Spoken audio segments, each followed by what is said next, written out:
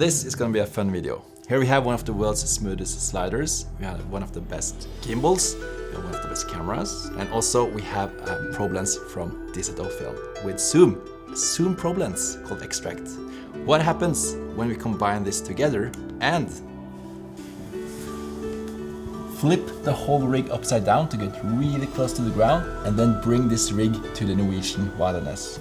Can we create some epic macro shots with this setup? Join me for this experiment.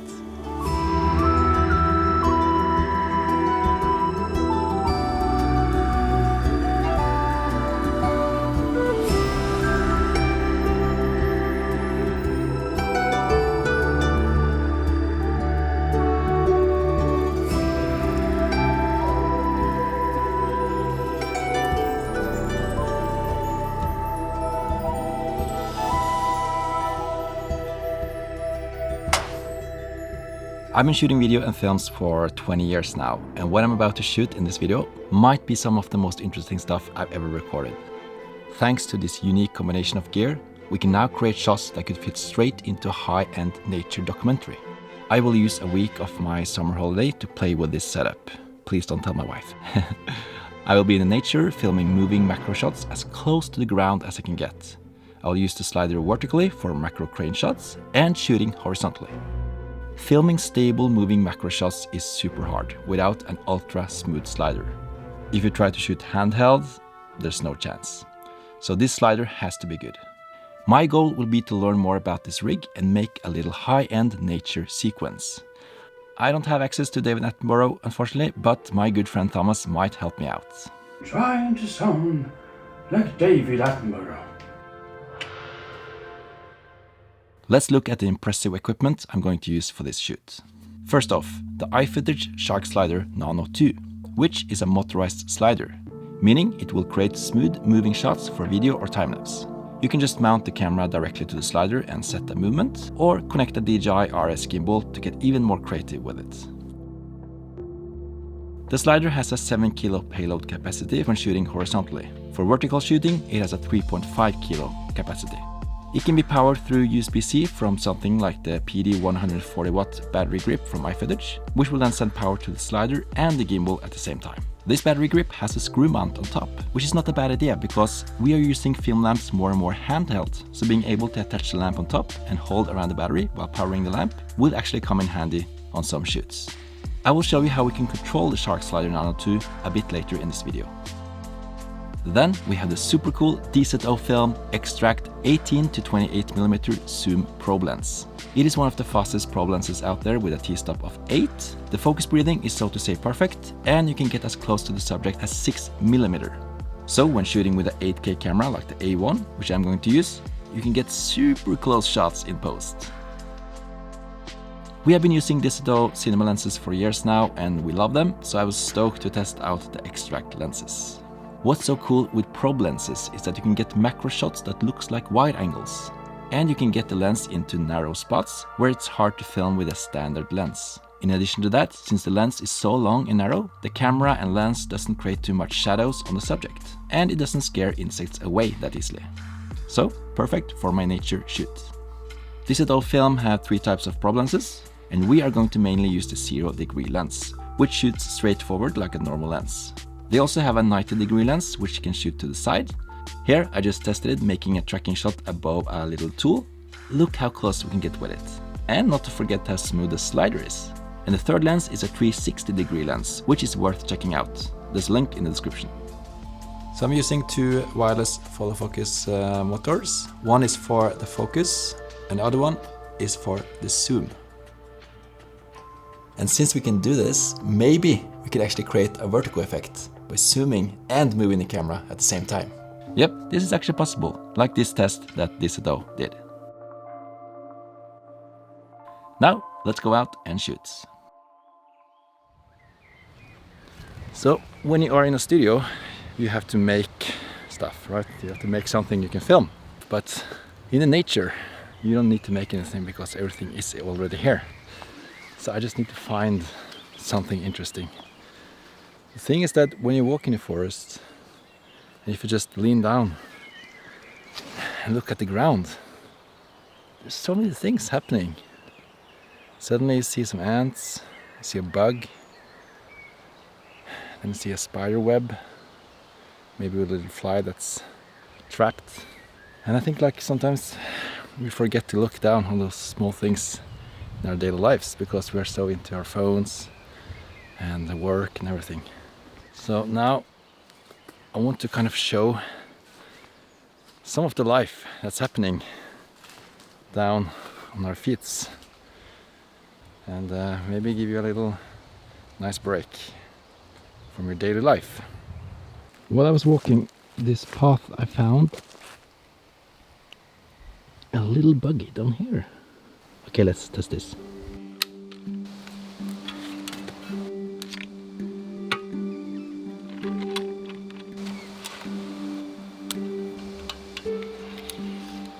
Okay, there we go. And then the focus. Okay, so to create a tracking with the whole setup, you first turn on the slider itself. And now the slider gives power to the gimbal. So you can turn on the gimbal, turn on push pan and push tilt in the menu. Now we can either use the display on the slider to make a tracking movement, or we can use the app. We connect to the slider with the Bluetooth, and then we press manual marking, confirm, and now we choose our first position. Let's say it's here. Then we press A. There we go. Then we just move the whole slider to our next position.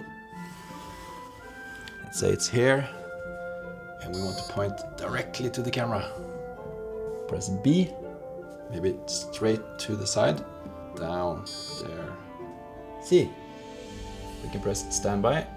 Now we can of course choose the speed curve of the beginnings. So it goes slowly in the beginning, should it start quickly, if you want to loop it, and so.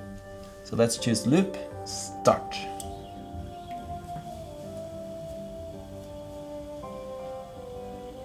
I don't have time to put up the phone now, so I just need to hurry up. Oh, it's getting away. We want to hide. Okay, point A, then point B. Okay, let's try that. Okay, record and start.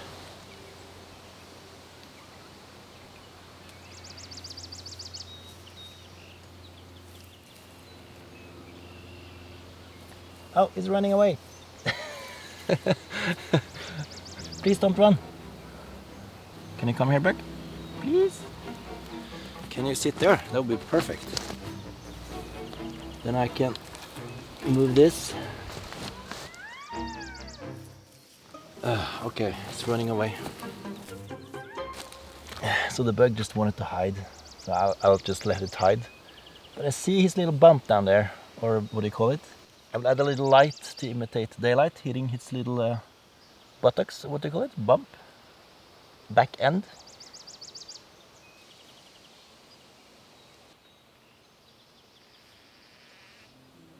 Amid the fallen leaves, a beetle emerges. Its armor gleams softly as it moves with quiet intent.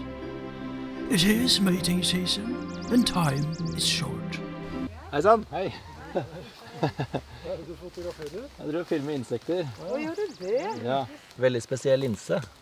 Hva har du i kikkerten der nå? Du har en liten bille som har gjemt seg nede i et hull her. Det er mange interesser. Ja, det er det. Lykke til. Takk. Okay, so the first shot, the little bug wanted to escape. You know, sometimes you just have to film what you get. Just let the nature play out. Suddenly have something you haven't thought about even.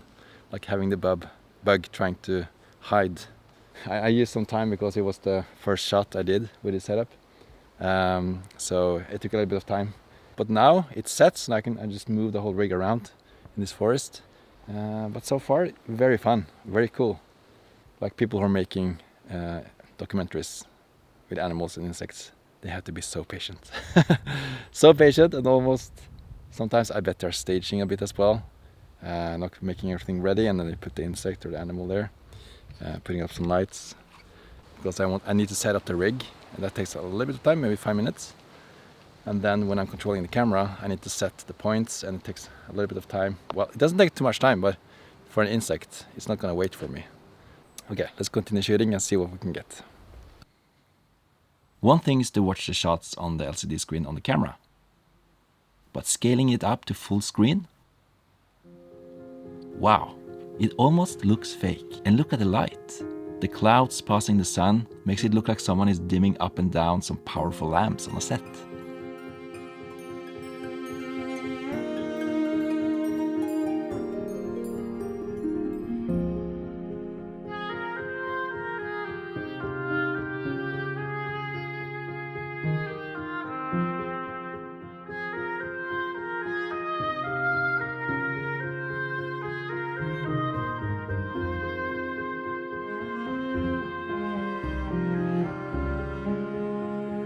So, what might look like a regular forest floor is actually an exciting miniature world full of stories.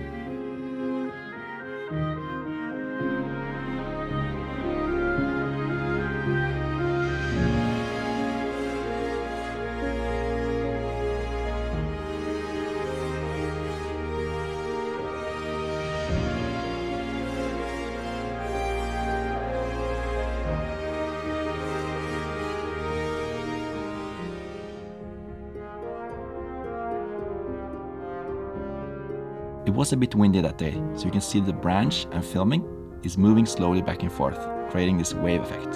Again, a tiny movement might look huge when filming in macro. And here I'm shooting with the slider vertically.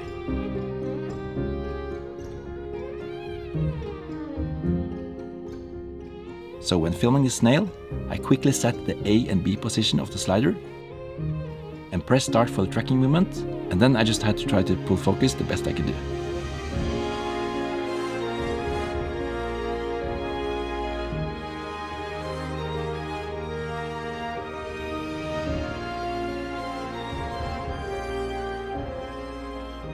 I moved the snail a bit and then it wanted to hide inside the shell house.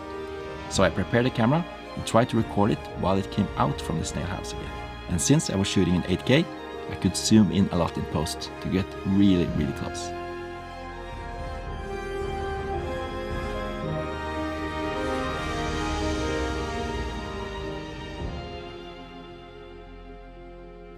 I was so focused on getting close shots that I forget to shoot some wider shots as well.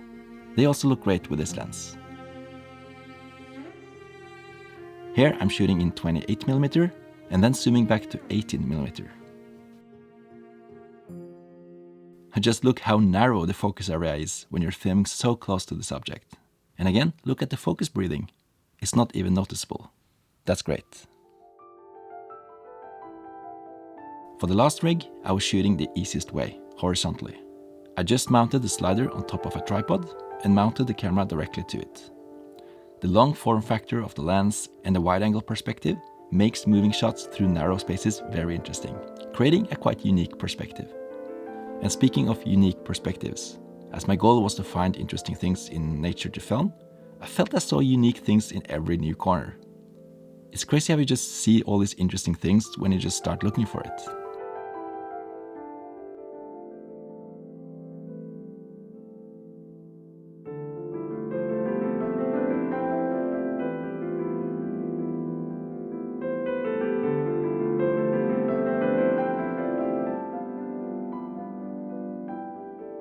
So I edited all the shots together and then I went into Epidemic Sound to get some music and sound effects, which by the way there's a link in the description for a 30 days free trial if you want to test it out.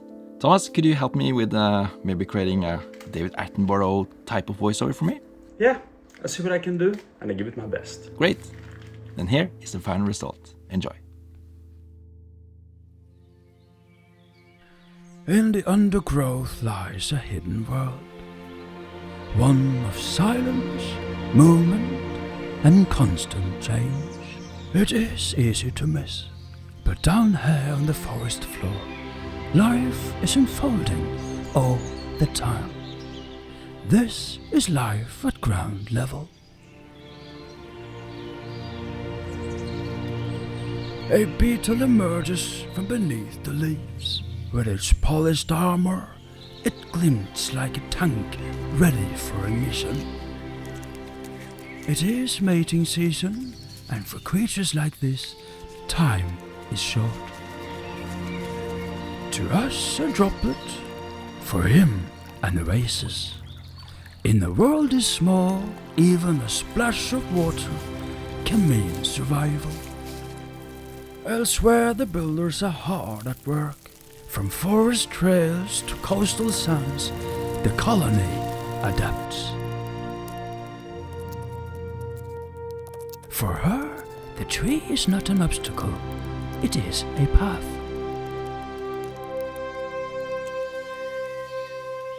A path to food, or danger, or maybe something completely unexpected. Two stink bugs pause beneath the twig. And there, nestled in the heart of a rose, a bumblebee rests. After hours of tireless flight from flower to flower, she has earned this quiet moment. But peace is never guaranteed. A single mistake and the balance shifts. And sometimes life simply ends.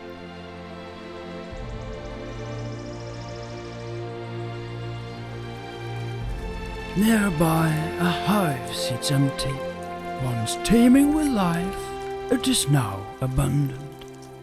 What caused the silence? We may never know, but nature rarely leaves space unclaimed for long.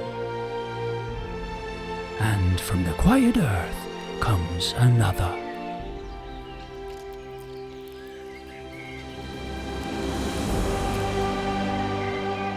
A snail slowly emerging from its shell, cautious and deliberate, its pace steady, unhurried, an explorer in no rush, its home carried on its back. In nature there is no single tempo. Some run, others inch forward one breath at a time. But all plays a role, each is part of the same vast system. This planet offers wonder if you just remember to look.